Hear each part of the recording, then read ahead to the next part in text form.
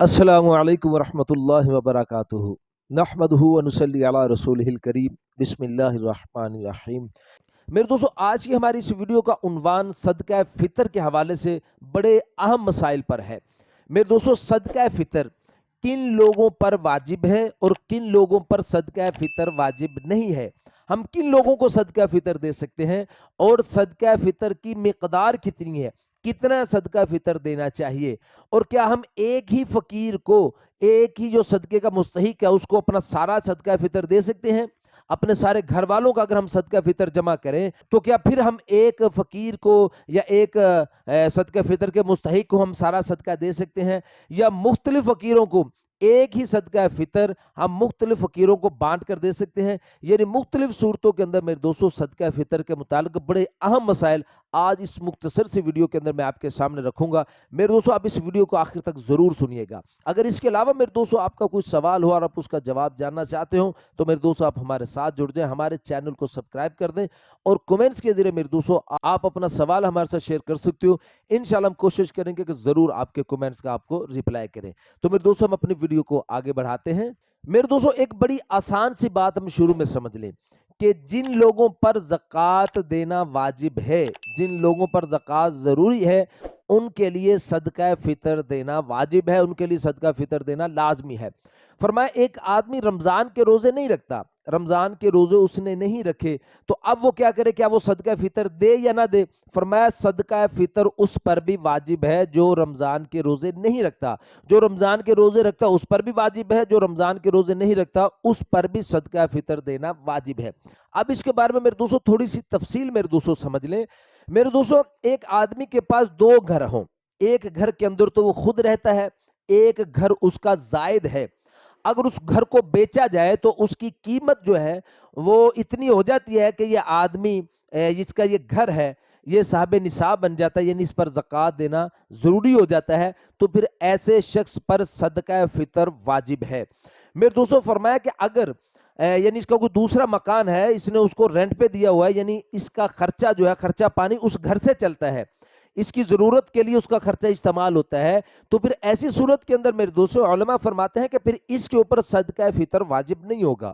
اور میرے دوستوں پھر علماء فرماتے ہیں کہ اگر ایک شخص کے پاس مال تو بہت سارا ہے، مال بہت ہے، اگر اس کا حساب لگایا جائے تو اس پر زکوٰۃ ضروری ہے، زکوٰۃ دینا اس کے لیے ضروری ہے، لیکن اس آدمی کے اوپر قرضہ بھی ہے، کسی کا قرضہ اس نے دینا ہے۔ اب ہم اس کے قرضے کو جمع کریں گے کہ اس کے ذمہ کتنا قرضہ ہے، اب اس کے قرضہ کو جمع کر کے پھر اس کے مال کا حساب لگائیں گے۔ اگر پھر بھی میرے دوستوں اس کا مال اتنا بڑھ جاتا ہے، بچ جاتا ہے، قرضے والے پیسے نکال کے، قرضے کا حساب نکال کے اتنے پیسے، اتنا مال اس کے پاس بچ گیا، اتنی چیزیں اس کی بچ گئی کہ جس کی وجہ سے اس کے اوپر زکوٰۃ ضروری ہو گئی ہے، تو پھر اس صورت کے اندر بھی میرے دوستوں صدقہ فطر دینا اس کے لیے واجب ہے۔ لیکن میرے دوستوں اگر میرے دوستوں ہم قرضے کو جمع کرتے ہیں تو قرضے کو جمع کرنے کے بعد اس کے پاس اتنا مال نہیں بچتا کہ جس کے اوپر زکوٰۃ اس کو دینا ضروری ہو، تو پھر ایسے آدمی پر میرے دوستوں صدقہ فطر واجب نہیں ہے۔ میرے دوستوں صدقہ فطر عید والے دن فجر کی نماز سے اس کا وقت شروع ہو جاتا ہے، یعنی اس وقت وہ واجب ہوتا ہے۔ لیکن میرے دوستوں علماء فرماتے ہیں کہ ہم صدقہ فطر ہم رمضان میں بھی ادا کر سکتے ہیں، یعنی عید سے پہلے بھی صدقہ فطر ادا کر سکتے ہیں، لیکن صدقہ فطر جو واجب ہوتا ہے وہ ہوتا ہے عید والے دن، یعنی یکم شوال کی فجر کی نماز کے بعد جو ہے وہ صدقہ فطر واجب ہوتا ہے۔ تو اس لیے میرے دوستوں علماء فرماتے ہیں کہ کوئی شخص اگر یعنی چاند رات کو ہی وہ آدمی فوت ہو جاتا ہے، یعنی عید کی فجر کی نماز سے پہلے وہ آدمی ایک فوت ہو گیا، تو اس کا صدقہ فطر اب واجب نہیں ہے، اس کا ادا کرنا واجب نہیں ہے، اس کا ضروری نہیں ہے۔ اسی طرح میرے دوستوں فرماتے ہیں کہ جو بچہ عید والے دن فجر کے وقت کے بعد جو بچہ پیدا ہوا اس کے اوپر بھی صدقہ فطر واجب نہیں ہوتا۔ میرے دوستوں صدقہ فطر جن کے اوپر واجب ہے ان کا ادا کرنا بہت ضروری ہے۔ اگر وہ رمضان میں یعنی عید سے پہلے نہیں دیتا تو عید کے دن ادا کر دے، اگر عید والے دن بھی ادا نہیں کرتا تو پھر بھی اس کو ادا کرنا پڑے گا، یہ اس کے ذمہ رہے گا۔ मेरे दोस्तों उलमा फरमाते हैं कि हम सदका फितर जब हम किसी फकीर को देते हैं तो एक ही फकीर को हम सारा अपना भी अपने घर वालों का भी जमा करके एक ही फकीर को भी हम अपना सदका फितर दे सकते हैं, या मेरे दोस्तों फरमाया कि हम अलग अलग फकीरों को बांट कर भी दे सकते हैं। दोनों सूरतों के अंदर मेरे दोस्तों ठीक है, एक को दे देना भी ठीक है, अलग अलग को यानी तकसीम करके दे देना ये भी ठीक है। मेरे दोस्तों हकीमुल उम्मत हजरत मौलाना अशरफ अली थानवी साहब रहमतुल्लाह अलैह अपनी किताब में लिखते हैं कि सदका फितर फकत अपनी तरफ से अदा करना वाजिब है। अपनी तरफ से किसी की जिम्मे किसी का सदका फितर अदा करना जरूरी नहीं है, वाजिब नहीं है।